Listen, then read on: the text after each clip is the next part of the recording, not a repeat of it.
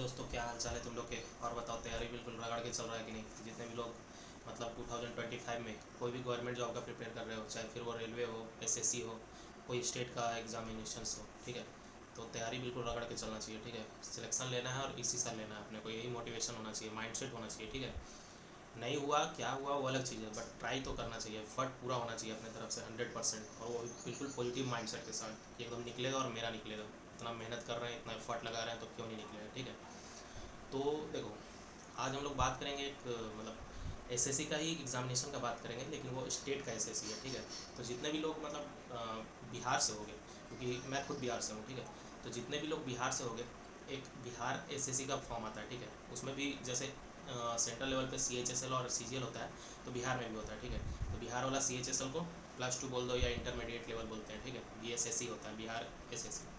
और सीजीएल का भी आता है, बिहार सीजीएल का। ठीक है, तो उसमें बिहार में पोस्टिंग होता है, बिहार सचिवालय वगैरह ये सब। ठीक है, तो जो भी लोग बिहार से हो गए, तो मुझे लगता है कि अगर मतलब अभी बेरोजगार हो गए, 12th कंप्लीट किए हो गए, कोई भी ग्रेजुएशन करके मतलब प्रिपरेशन कर रहा होगा गवर्नमेंट का, तो वो बिहार वाला फॉर्म जरूर डाला होगा, इंटर लेवल वाला जो आता है। ठीक है, सीजीएल का भी जल्द मतलब ऐसा है कि आने वाला है, कभी भी 2-3 महीना 4 महीना के अंदर में आ सकता है। ऐसे तो 1 साल से चल रहा है कि आने वाला है, लेकिन हो सकता है अभी थोड़ा हाई चांस है। वैकेंसी रोस्टर वगैरह जितना वैकेंसी वगैरह है वो सब आ गया है एसएससी के पास, तो सीजीएल का भी आने वाला है। तो जितने लोग भी वेट कर रहे होंगे बिहार से, जो भी होंगे, या बाहर से भी लोग भर सकते हैं, लेकिन बिहार वाला ज़्यादा वो रहते हैं कि अपने स्टेट में करना है जॉब, तो अपने स्टेट का एक अलग मतलब वो रहता है, जॉब करने का क्रेज़ रहता है। क्योंकि बाहर में लोग कर रहे हो जॉब, कहीं दिल्ली में कर रहे हो, मुंबई में कर रहे हो, हैदराबाद में कर रहे हो, तो वो एक अलग सीन रहता है, बिल्कुल डिफरेंट है वो जॉब। ये नहीं बोल रहा हूँ कि वो जॉब नहीं करना चाहिए या ख़राब है, कुछ ऐसा नहीं। वो जो माहौल है वो डिफरेंट है। तुम बिहार में जॉब करोगे तो वो डिफरेंट माहौल बनेगा। ठीक है, अपने घर के पास रहना एक अलग ही वो रहता है। तो आज हम लोग बात करेंगे वो बिहार एसएससी इंटर लेवल के ऊपर, कि अब तो बहुत दिन से चल रहा था कि जल्द आने वाला है, डेट आने वाला है, होली के पहले आ जाएगा, दशहरा के पहले आ जाएगा। तो जैसे ये 23 में फॉर्म देखो हम भी डाले थे। ठीक है, लेकिन अब तुम लोगों को पता होगा कि सीजीएल में मेरा सिलेक्शन हो गया है, तो अब ये वाला एग्ज़ाम तो देंगे नहीं, क्योंकि मुंबई में रहेंगे, और वैसे देने का भी ज़्यादा रिक्वायरमेंट है नहीं। सीजीएल वाला है तो उसका ट्राई करेंगे, बाकी इंटर लेवल का तो एग्ज़ाम देने आएंगे नहीं। लेकिन उसका एक कैसे प्रिपरेशन हम भी स्टार्ट किए थे, पहले सोचे थे, क्योंकि उस समय फॉर्म आया था तो फॉर्म हम डाले थे, तो थोड़ा प्रिपरेशन स्टार्ट किए थे। लेकिन बाद में मेरे को लगा कि यार इसके चक्कर में रहेंगे तो पता नहीं कब एग्ज़ाम हो क्या हो। और तुम देखो, अक्टूबर 2023 में फॉर्म डाला था, और अभी एग्ज़ाम का डेट आ रहा है 25 में, मतलब जुलाई में। आई थिंक 10 4-5 दिन का है, 10 11 12 13 ऐसे। ठीक है, तो देख लो कितना मतलब 2 साल के बाद एग्ज़ाम हो रहा है, वो भी प्री हो रहा है, फिर कब रिजल्ट आएगा, कब मेंस होगा, तो ये सब थोड़ा लंबा चलता है बिहार में। ठीक है, कोई भी स्टेट का भी हो तो बहुत जगह ये सब थोड़ा लंबा, सेंट्रल का है कि टाइम टू टाइम एग्ज़ाम होगा, रिजल्ट होगा, ज्वाइनिंग होगा, लेकिन ये सब में थोड़ा डिले चलता है। बाकी ये है कि तुम्हें अगर मतलब जब फॉर्म आया डला है तो एग्ज़ाम तो देना चाहिए। अपने स्टेट में वही वाला बात है कि बाहर जॉब करोगे, अपने स्टेट में करोगे, तो डिफरेंस है दोनों में। तो एक बेसिकली आज एक शेयर करेंगे आइडिया, गाइडेंस टाइप का होगा कि कैसे मतलब प्रिपरेशन को बूस्ट कर सकते हो। अब देखो, कोई ये सोच रहा है कि मतलब अब लगभग कितना बचा हुआ है, अप्रैल आज 20 तारीख है। ठीक है, तो 10 दिन अप्रैल का हो गया, मई जून, वहाँ 2 महीना हो गया, और 10 दिन उधर हो गया। ठीक है, तो मान के चलो 2.5 महीना लेके चलते हैं। ठीक है, 2.5 महीना है, तो 2.5 महीना में अब कोई ये सोच रहा है, ये सब वीडियो देख रहा है कि लास्ट 70 दिन, लास्ट 80 दिन में कैसे बने, कैसे निकाले एसएससी इंटर लेवल, कैसे वो करें तैयारी शुरू, क्या पढ़ें, तो वो थोड़ा सा बेवकूफ़ी वाला चीज़ है। क्योंकि तुम खुद सोच के देखो कि तुम कभी तैयारी किए नहीं हो, हाँ दूसरे चीज़ का तैयारी कर रहे हो, अगर एसएससी का कर रहे हो, सेंट्रल लेवल रेलवे का कर रहे हो, तो फिर तुम इसको बूस्ट कर सकते हो, क्योंकि सिलेबस सबका लगभग सेम होता है, वही मैथ, रीजनिंग, और इसमें तो इंग्लिश है भी नहीं, तो साइंस वगैरह का पोर्शन। ठीक है, रीजनिंग का, जीके का, जीएस का। ठीक है, तो वो सब जो कर रहा होगा तो वो लास्ट 60 डेज में कर सकता है। लेकिन अगर कोई कभी तैयारी कर ही नहीं रहा है और वो अचानक से सोच रहा है कि मतलब 60 दिन 70 दिन में तैयारी कर ले, तो वो थोड़ा सा मुश्किल वाला काम है। वो मतलब एक कहने के लिए वो होता है कि आदमी कुछ भी कर सकता है ये वो, लेकिन वो मुश्किल काम है। कब तुम सिलेबस कंप्लीट करोगे, कब तुम मतलब मॉक प्रैक्टिस वगैरह क्वेश्चंस लगाओगे, कब तुम रिवीजन करोगे, तो ये सब चीज़ 60-70 दिन में नहीं होने वाला। जो पहले से लगा हुआ होगा, मतलब पिछले 6 महीने से, 8 महीने से, 1 साल से, तो वो बूस्ट कर सकता है 2 से 2.5 महीने में। तो देखो, अब तक तुम सिलेबस ख़त्म कर चुके होगे, मान के चल रहा हूँ मैं। उसके बाद तुम क्वेश्चंस का बहुत ज़्यादा प्रैक्टिस कर रहे होगे, जीके बार बार रिवाइज कर रहे होगे। तो उसमें करना ये है कि अब तुम डेली का एक प्रैक्टिस से मॉक लगाना स्टार्ट करो। ठीक है, डेली का एक मॉक लगना चाहिए तुम्हारा। और वो मॉक कहाँ से लगाओगे, या तो टेक्स्ट बुक में, क्योंकि अभी ये ऑनलाइन होगा कि ऑफलाइन होगा ये कंफर्म नहीं है। और अभी तक उन लोगों ने बता रखा है कि ऑनलाइन होने वाला है, लेकिन इनका ये कुछ डिसाइड नहीं हुआ है कि मतलब कौन सा वेंडर है, कौन एग्ज़ाम करवाएगा। तो हो सकता है कि ऑफलाइन भी हो एग्ज़ाम, मतलब कंफर्म कुछ भी नहीं है। तो तुम दोनों करके चलो। एक तुम किरण का एक वो गाइड आता है PYQ करके, तो वो तुम ले सकते हो, वहाँ से सेट लगा सकते हो। या फिर एक अगर ऑनलाइन में जाओगे तो टेक्स्ट बुक का है, तो टेक्स्ट बुक से वहाँ से तुम मॉक लगा सकते हो। तो मतलब जैसे डेली लगाओगे तो 3 दिन यहाँ से लगा लो, 3 दिन वहाँ से लगा लो, मतलब ऑनलाइन लगा लो, 3 दिन ऑफलाइन लगा लो, ऐसे कर सकते हो। और लगाना है अच्छे से लगाना है एकदम, मतलब एग्ज़ाम का मतलब एक माइंडसेट होना चाहिए कि एग्ज़ाम दे रहे हैं एग्जामिनेशन हॉल में, और वैसे आराम से बैठ के कोई डिस्टर्बेंस नहीं, एकदम बढ़िया एक रूम ले लो अलग से, वहाँ पे बैठ जाओ। और या तो फिर किरण से लगा रहे हो तो एक वो रखो, पेज रखो, जहाँ पे जैसा फर्स्ट का ये सेकंड का भी ऐसे करके जो लगाओगे उससे मार्क्स चेक करोगे, लास्ट में सही गलत आंसर की से मिलाओगे। और अगर टेक्स्ट बुक पे लगा रहे हो तो वो अपने ही सारा मतलब वो हो जाएगा, ऑटोमेटेड है वो, तो सारा तुम्हारा दिखा देगा कौन गलत है कौन सही है। तो वो चीज़ है। तो जहाँ से भी लगाओ पूरा मॉक लगाओ, जितना टाइम है उतना टाइम में करने का कोशिश करो। हालांकि टाइम ज़्यादा कम नहीं पड़ेगा तुमको यहाँ, और जो लोग भी SSC सेंट्रल लेवल या फिर रेलवे वगैरह का तैयारी कर रहे होगे उसको तो यहाँ पे टाइम कम नहीं पड़ने वाला है, क्योंकि वो SSC का अगर कर रहा है कोई भी CGL हो CHSL हो तो उसका स्पीड ऑलरेडी बन गया होगा, और टाइम कम बस वो मैथ्स और रीजनिंग में ही पड़ता है, बाकी GS GK में तो क्या ही पड़ेगा टाइम।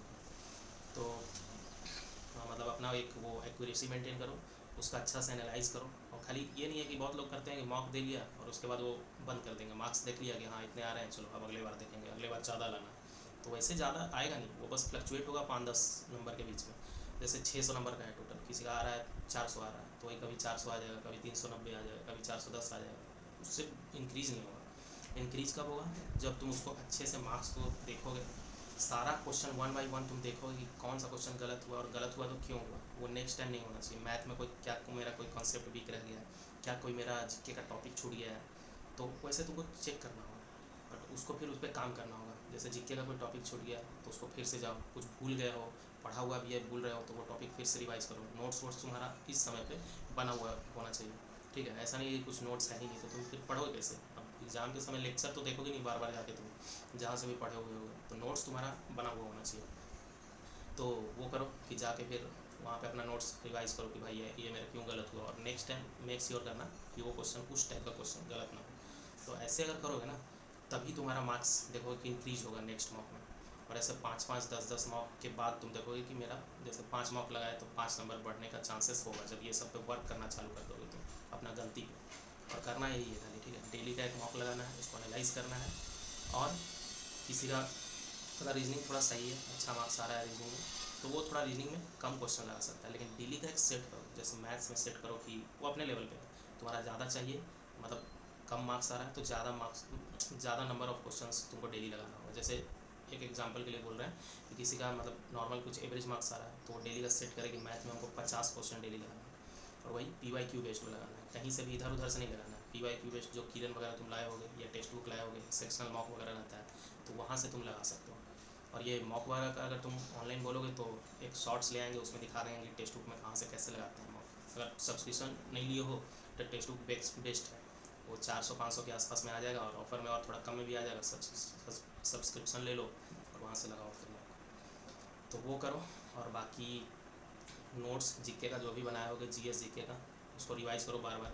और एक किरण का बुक आता है बिहार ऑल एग्ज़ाम, मतलब जितना भी बिहार में एग्ज़ाम्स हुआ है ना, दरोगा का हो या फिर मतलब और भी फॉरेस्ट गार्ड वगैरह जो भी कर्मचारी वगैरह का, उसका जितना भी आया हुआ है प्रीवियस ईयर, वो सारा GK का उसमें वो मतलब एक बनाया हुआ है, ठीक है। वो मेरे पास है भी, तो हम लिए थे तो दिखा देते हैं, देखो ये वाला है, ठीक है, ये वाला बुक। तो ये वाला बुक तुम परचेज कर सकते हो, इसमें बढ़िया से एकदम हर टॉपिक का अलग अलग का सारा दिया हुआ है। इसमें फ्रंट पे दिखा, ये इंडेक्स हो गया तुम्हारा, इसमें सब टॉपिक वाइज वो किया हुआ है, और उसके बाद तुम जाके क्वेश्चंस लगा सकते हो। तो लेटेस्ट वाला ज़्यादा कोशिश करना कि पहले लास्ट से स्टार्ट करें, मतलब 2023 से 24 से जो भी लास्ट वाला होगा वहाँ से जाके पीछे जाओ, 23 का 22 का 21 का ऐसे करके, ठीक है।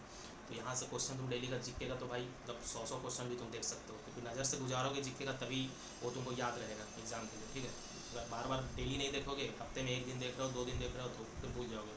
तो इसलिए मॉक एक होना चाहिए डेली का, GK का यहाँ से लगाओ, और बाकी नोट्स जो है उसको बार बार रिवाइज़ करो। नहीं करोगे रिवाइज़ भूल जाओगे, एग्ज़ाम में याद नहीं रहने वाला है फिर वो तुम्हारा। फिर रीजनिंग के लिए क्या करना है, अगर सही चल रहा है तो डेली का 20 क्वेश्चन लगा लिया, एक मॉक में जो लगेगा वो तो लगेगा ही तुम्हारा 50 क्वेश्चन, बाकी एक डेली का 20 क्वेश्चन लगा लिया, वो कर सकते हो। मैथ का एक सेट करो अपने लेवल पे, कोई टॉपिक तुम्हारा वीक रह गया, जैसे प्रॉफिट एंड लॉस में दिक्कत हो रहा है, बार बार सवाल फंस रहा है, तो वहाँ से तुम डेली सेट करो कि 20 क्वेश्चन या 25 क्वेश्चन डेली लगाना है प्रॉफिट एंड लॉस का। फिर कभी कोई दिन लगा लो कि चलो कंपाउंड इंटरेस्ट मेरा फंस रहा है, तो वहाँ से डेली का 20 क्वेश्चन लगाएं 3-4 दिन, ठीक है। फिर कोई दूसरा टॉपिक उठाएं, वहाँ से लगाएं। कभी हुआ कि नहीं आज मिक्स करते हैं, तो सेक्शनल मॉक टेस्ट पर मिक्स भी मिल जाएगा तुमको, तो सेक्शनल मॉक में मिक्स क्वेश्चन कर लिया, मतलब हर टॉपिक का तुमको उसमें मिल जाएगा। या फिर कोई टॉपिक वीक रह रहा है तो वो टॉपिक पे 20 क्वेश्चन लगाएं। तो इस तरह से अपने आप को तुमको वो करना होगा, मतलब मॉक से और वो क्वेश्चन जो रॉन्ग होंगे वहाँ से एनालाइज करोगे, तो अपने आप को ही तुमको एनालाइज करना है और अपने आप को खुद इंप्रूव करना है कि कहाँ फंस रहा है, किस लिए मार्क मेरा कम आ रहा है, और ऐसे करते करते मार्क्स तुम्हारा इंक्रीज होगा, ठीक है। और फिर यही 3 सब्जेक्ट तो है, मैथ्स हो गया, रीजनिंग हो गया और जीएस जीके हो गया, और मैथ्स में वो साइंस वाला क्वेश्चन है। तो साइंस कहाँ से करोगे, तो साइंस के लिए तो हम ले रखे थे बाकी तुम कोई भी बुक रखे होगे तो ज़रूरी नहीं है कि यही बुक लेना है, तुम्हारे पास अगर कोई भी बुक है तो तुम उससे कर सकते हो। बाकी हम लिए थे ये घटना चक्र वाला लिए थे, ठीक है। इसमें बढ़िया से टॉपिक वाइज अच्छा सारा डिटेल दिया हुआ, और इंग्लिश हिंदी दोनों में आता है, तुमको जो सा लैंग्वेज पसंद है, मतलब जो तुम कर रहे हो उसमें कंटिन्यू कर सकते हो। तो ऐसे कोई बुक होगा तो बुक फॉलो करो, बाकी नया बुक कोई लेने का ज़रूरत नहीं है। अब 2 महीना 2.5 महीना बच गया है, जो फॉलो कर रहा है उसी बुक पे रिलाई करो, और उस पर मतलब वो रखो, अपना भरोसा रखो। ये नहीं कि वो कोई और वो बुक सजेस्ट कर रहा है, कोई और कोई बुक सजेस्ट कर रहा है तो अब उसके पीछे भाग रहा है। 5-5 6-6 बुक, बहुत लोग को देखते हैं कि वो बहुत सारा बुक ला के रखते हैं। जीके का है तो 7-8 बुक जीके का ले जाते हैं, मैथ्स का है तो 3-4 मैथ्स का। वैसे नहीं, जितना सीमित रखोगे कंटेंट और उसको बार बार रिवाइज करोगे तो सिलेक्शन वहाँ से होगा। ये नहीं है कि बुक का पूरा भंडार लगा के बैठे हैं और बार बार करते जा रहे हैं, तो वैसे नहीं होगा। क्योंकि ज़्यादा बुक रखोगे तो दिमाग भी इधर उधर डाइवर्ट होगा कि कौन सा करें क्या करें, कभी वो बोल देगा तो वो करोगे, कभी कोई और सजेस्ट कर देगा तो वो करोगे। इसलिए 1-2 बुक रखो और वहीं से करो, बार बार रिवाइज़ करो। जितना ज़्यादा क्वेश्चन लगाओगे, जितना रिवाइज़ करोगे, वो तुम्हारा मतलब वो करेगा, मैटर करेगा। ये नहीं कि कितना सारा बुक रखे हो, कितना कंटेंट है तुम्हारे पास, कितना वीडियो लेक्चर है, कितना कोर्स है, वो मैटर नहीं करेगा। तो ऐसे तुम इम्प्रूव कर सकते हो। अब बात करते हैं कट ऑफ पे, ठीक है। तो लास्ट ईयर इंटर लेवल का जो कट ऑफ गया था वो प्री में गया था, जैसे 100 क्वेश्चन रहता है, सॉरी 150 रहता है, ठीक है। 50-50 रीजनिंग का हो गया, 50 मैथ प्लस साइंस का हो गया और 50 जीएस जीके का हो गया, तो 150 क्वेश्चन रहता है। तो पिछला बार 150 में एक नंबर का ही था, मतलब सब क्वेश्चन। तो 150 में 97 कट ऑफ गया था, यूआर का बात कर रहा है, बाकी कैटेगरी वाइज थोड़ा अपना देख लेना। जैसे ओबीसी वगैरह हो गया, बीसी हो गया, तो ऐसे 5-5 7-7 नंबर कम होगा, तो अपना वो देख लेना SC ST वगैरह का। बाकी यूआर पे लेके चलते हैं, तो 97 था, ठीक है। तो 97 बोले तो, और अभी 4-4 नंबर का हो गया है हर क्वेश्चन, मतलब 150 क्वेश्चन है तो 150 इंटू 4 600 नंबर का हो गया। तो अगर 100 क्वेश्चन बनाओगे 100 इंटू 4 400 नंबर, तो मान के चलो 400 से भी 97 जब क्वेश्चन पिछले बार सही करने पे वो हो रहा था, तो ये क्या बोलते हैं 97 नंबर पे, तो 100 इंटू 4 400 नंबर से कम पे ही हुआ था, ठीक है। तो इस बार देखो वो कब हुआ था, 2018 में शायद हुआ था, री एग्ज़ाम हुआ था। पहले एक बार हुआ था, उसमें पेपर आउट हुआ था, तो दोबारा से री एग्ज़ाम हुआ था। तो वो 2018 के आसपास में वो कंपटीशन उस समय में, और अभी 2025 का कंपटीशन में बहुत अंतर है, ठीक है। 7-8 साल हो चुका है, लोग बढ़ गए हैं, बेरोज़गार लोग बढ़ गए हैं, सब लोग मतलब जॉब का तलाश में है, गवर्नमेंट जॉब का, और वो लोग सब बैठे हुए हैं, ठीक है। तो कंपटीशन बहुत हाई है। फॉर्म भी तुम लोग को पता होगा, लगभग 25 लाख से ज़्यादा फॉर्म डला है, और वैकेंसी पता है तुम लोग को 12,000 समथिंग, ठीक है। तो कंपटीशन एकदम हाई होने वाला है। जैसे जो 12th करके आ रहा है वो भी होगा, जो ग्रेजुएशन करके बैठा है गवर्नमेंट जॉब का प्रिपेयर कर रहा है वो भी होगा, कोई कहीं से बीटेक वीटेक कर रखा है वो भी होगा, मतलब हर फील्ड के लोग जो भी मतलब ग्रेजुएट होंगे, 12th कंप्लीट होगा, सब लोग फॉर्म डाला है। इसलिए 25 लाख से ज़्यादा फॉर्म डाला है। बिहार का लगभग हर लोग फॉर्म डाला है जो भी बेरोजगार है, ठीक है। तो कंपटीशन हाई होने वाला है। बाकी फॉर्म कितना डाला है वो मैटर नहीं करता, सब लोग पढ़ने वाला नहीं होता कंसिस्टेंट। जो पढ़ने वाला होता है 25 लाख में तुम मान के चलो वही 2 लाख होगा जो डेडिकेटेड पढ़ रहा होगा, ठीक है, 1.5 से 2 लाख। तो कंपटीशन तुम्हारा अंदर वाले से, उससे नहीं डरना कि भाई 25 लाख में कैसे कंपटीशन होगा, ऐसा नहीं, ठीक है। तो कॉन्फिडेंट बना के रखना है। कोई भी निगेटिव बोलता है कि तुम्हारा नहीं होगा, कम पढ़ा है, मैथ्स नहीं बन रहा है, ये वो सब नहीं सोचना है। माइंड एकदम पॉजिटिव रहना चाहिए तुम्हारा, यहाँ से बहुत कुछ होता है, ठीक है। माइंड एकदम पॉजिटिव कि मेरा होगा, मेहनत कर रहा है, एफर्ट लगा रहा है, तो मेरा होना है, और इसी बार में, ठीक है। तो कट ऑफ था पिछले बार उतना, तो इस बार एक्सपेक्टेड बताते हैं कि कट ऑफ देखो, कट ऑफ जो भी हो 600 में तुमको 450 440 से 450 तुमको लेके जाना है, ठीक है। और कट ऑफ भी मेरे को लगता है यूआर का 450 के आसपास ही रहने वाला है, ठीक है, जिस हिसाब से कंपटीशन है इस बार। और तुमको पता है निगेटिव मार्किंग भी है, तो 450 तुम लोग टारगेट करके चलो, बाकी उससे ज़्यादा जितना है उतना अच्छा है, ठीक। तो देखो जीके जीएस में ज़्यादा कुछ नहीं कर सकते हो, मैथ अच्छा से कर सकते हो, रीजनिंग फुल में फुल कर सकते हो, मैथ और रीजनिंग इसमें एक आध क्वेश्चन गलत हुआ तो चलेगा, लेकिन फुल में फुल मान के चलना है, करना है, उतना एफर्ट लगाना है। साइंस में भी अच्छा एफर्ट लगाओगे तो क्वेश्चंस बनेगा, साइंस में भी कुछ कुछ हार्ड क्वेश्चन रहेगा, लेकिन बाकी साइंस में भी क्वेश्चन अच्छा खासा बनेगा। तो ये तीनों सब्जेक्ट में तुमको बढ़िया मार्क्स स्कोर करना है। जैसे एक एक सब्जेक्ट का उठाए, जैसे रीजनिंग में सबसे ज़्यादा फोकस करो, ठीक है, सबसे पहले पूरा रीजनिंग होना चाहिए, क्योंकि 50 क्वेश्चन है, 50 इंटू 4 200 मार्क खाली रीजनिंग का है। 200 में नहीं भी तो तुम मतलब 180 प्लस लाने का कोशिश करो, ठीक है, यहाँ से 180 आ जाए तो जैसे कहीं पे लिखते हैं, देखो रीजनिंग में हो गया 180 नंबर। फिर मैथ्स में 25 क्वेश्चन है, 25 इंटू 4 100 नंबर, तो यहाँ में तुमको 90 नंबर का टारगेट करना पड़ेगा, ठीक है, तो 90 यहाँ से हो गया। उसके बाद फिर साइंस में, तो साइंस भी 100 नंबर का है, तो 100 नंबर में साइंस में मान के चलो थोड़ा हार्ड वार्ड भी रहा तो 75 का टारगेट करो, ठीक है, तो यहाँ तो 75 हो गया। और जीके जीएस में बहुत ज़्यादा मार्क्स नहीं कर सकते हो, जिसका अच्छा होगा जो बहुत टाइम से पढ़ रहा होगा, मे बी वो पीएससी वगैरह एग्जाम के लिए, सिविल सर्विस बीपीएससी वगैरह के लिए भी पढ़ रहा होगा, तो उसका अच्छा जीके होता है, ठीक है, बहुत साल से 3 साल 4 साल से जो पढ़ रहा होगा उसका ठीक जीके होगा, तो वो कोशिश करे कि जीके में ज़्यादा मार्क्स आए, अगर मैथ्स वैथ्स थोड़ा उसका कमजोर है तो, ठीक है, तो वहाँ से वो ज़्यादा। बाकी एक जनरल के लिए बात करेंगे तो जीके में जैसे 50 क्वेश्चन है तो 200 नंबर है, तो उसमें तुम्हारा भाई 150 नंबर भी लाना बहुत कठिन होगा, तो उसमें 120, क्योंकि जो करोगे वो गलत भी होगा, निगेटिव भी तुम्हारा जाएगा, तो उसमें 120 मान के चलता है, ठीक है, तो यहाँ से 120 नंबर हो गया। आप टोटल ऐड करेंगे तो रीजनिंग में 180, जीके जीएस में 120, मैथ्स में 90 और साइंस में 75। ये एक अप्रॉक्स डेटा है, ये नहीं बोल रहा हूँ कि एकदम एग्जैक्ट यही लाना है, इससे जिसका जो सब्जेक्ट ज़्यादा अच्छा है उससे ज़्यादा लेके आए, और जो थोड़ा कमज़ोर है उसमें थोड़ा कम नंबर भी आए तो वो मैनेज हो जाएगा। तो बेसिकली तुमको 450 का डेटा टच करना है, मतलब वहाँ तक टारगेट रखना है तुम्हारा, उससे जितना ज़्यादा है उतना सेफ रहोगे, उतना अच्छा रैंक बनेगा। तो वो बाकी प्री में तो ज़्यादा नंबर लाने से फ़ायदा नहीं है, क्योंकि उसका मेरिट में वो ऐड नहीं होगा, वो बात करेंगे हम लोग मेंस के समय, इसमें तो बस कट ऑफ क्लियर करना है, ठीक है, इसमें ज़्यादा नंबर लाने से कुछ नहीं होगा, तो वो मेंस के समय बात करेंगे कैसे क्या है। बाकी प्री में कट ऑफ क्लियर करने के लिए 450 टारगेट लेके चलते हैं, ठीक है, तो 100 200 300 400 465, देखो तो ये जो डेटा बताया उसमें मिला के 465 आ रहा है, ठीक है। अब इसमें कुछ कहीं घटा भी लिया तो 455 450 तक आके ऐड हो, तो वही है कि 450 प्लस तुमको लेके चलना है, ठीक है। तो ये इस तरह से, और तुम्हारा अपना टारगेट हर सब्जेक्ट का तुम अपना बना लो अपने हिसाब से, जो सब्जेक्ट थोड़ा वीक है थोड़ा कम कर लो, जो ज़्यादा अच्छा है तुम्हारा उसमें थोड़ा ज़्यादा मार्क्स लाने की कोशिश करो।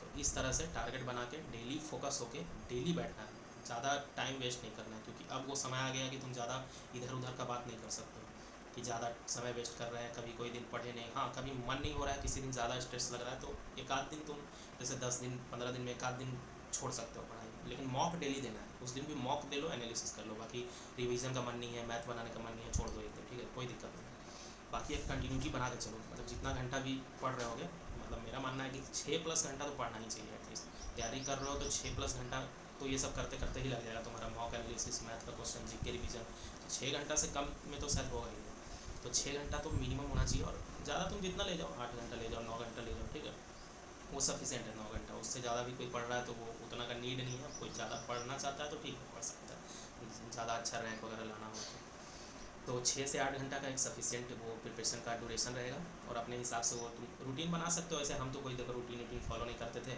हम अपना टारगेट वेस्ट पढ़ते थे, कोई समय वेस्ट पड़ता है कि 2 घंटा ये 2 घंटा ये 3 घंटा ये, ऐसे तो जिसका जैसे है, हम तो रूटीन कुछ बनाते नहीं थे, मेरा टारगेट रहता था कि आज 50 क्वेश्चन करना है तो करना है, आज एक मॉक लगाना है तो लगाना है, ठीक है, तो ऐसे करके अब उसमें जितना समय लग जाए एनालिसिस में जो भी, हम वो बनाते नहीं थे रूटीन, तो ऐसे फॉलो करो। और बाकी कहीं भी दिक्कत आए तो कमेंट कर सकते हो, कुछ पूछ सकते हो मेरे से, कोई भी चीज़ अगर कहीं भी फंसोगे कुछ भी तो, ठीक है, तो ये रहेगा। और बाकी एकदम पॉजिटिव माइंडसेट से करना है तैयारी, और जैसे मेरे को मिला है सीजीएल में सिलेक्शन, वैसे तुम लोग भी जो तुम्हारा ड्रीम होगा सिलेक्शन होगा। और इसमें एक सबसे बड़ा फ़ायदा बेनिफिट ये है कि जिसका इंग्लिश वगैरह में जो कमज़ोर है तो वो इसमें अच्छा कर सकता है, क्योंकि इंग्लिश सब्जेक्ट है नहीं इसमें बिहार वाले में। एक और चीज़ बेनिफिट इसमें ये है कि तुम बाहर कहीं जॉब करने से बचोगे, मतलब अपने स्टेट में जॉब करोगे, वही वाला बात है कि एक बाहर जॉब कर रहा है बंदा, एक अपने घर के पास में मतलब अपने स्टेट में कर रहा है, तो वो दोनों में अंतर है बहुत ज़्यादा। और इसमें पोस्ट भी बढ़िया है, लेवल 3 का पोस्ट है, पंचायत सचिव हो गया, फिर राजस्व विभाग में है पोस्ट, तो ये सब बढ़िया है। फाइलेरिया इंस्पेक्टर का भी कुछ 70-80 पोस्ट है लेवल 4 का, तो पोस्ट बढ़िया है, जॉब भी बढ़िया है। इसके अलावा तुम मतलब एक बार एक वो टैग हटा लोगे ना कि बेरोज़गार से रोज़गार तुम्हें मिल गया अपने सरकारी नौकरी, तो एक अलग तुम्हारा वो कॉन्फिडेंस बूस्ट होगा। लोग भी तुमको मतलब सबको लगेगा कि चलो एक मामला तो सेटल हो गया है। और बाकी आगे का भी तुम तैयारी उसके साथ कर सकते हो, लोग करते हैं, ऐसा कुछ नहीं। आप उसके आगे ऊपर अपने आप को इम्प्रूव करने के लिए तैयारी करते रह सकते हो। लेकिन एक कुछ मिल जाएगा तो एक वो हो जाएगा कि चलो एक लेवल तो कर लिए, मतलब एक कॉन्फिडेंट बहुत ज़्यादा बूस्ट होगा तुम्हारा, ठीक है। बाकी ठीक है, कॉन्फिडेंट रखोगे तो सिलेक्शन इसी तरह होता है। हम लोग जैसे ही लोग सिलेक्शन लेते हैं, ऐसा कुछ वो नहीं है कि बस टॉपर लोग ही। टॉपर क्या होता है? जो जितना ज़्यादा समय दिया है, जितना ज़्यादा मेहनत किया है, जितना ज़्यादा सवाल पे सवाल लगाया है, वही टॉपर है भाई। और कोई टॉपर क्या है?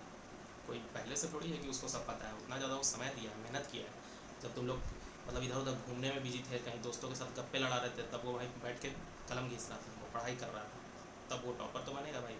तो उस तरह तुम भी करोगे, तुम भी एक दिन टॉपर बनोगे, तुम्हारा भी मतलब लिस्ट में नाम आएगा, देखकर खुशी होगा, ठीक है।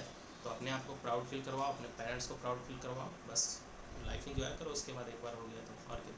चलो इसी मोटिवेशन के साथ लगे रहो, बाकी हैव कॉन्फिडेंस और सबको मिलेगा सक्सेस। चलो ऑल द बेस्ट।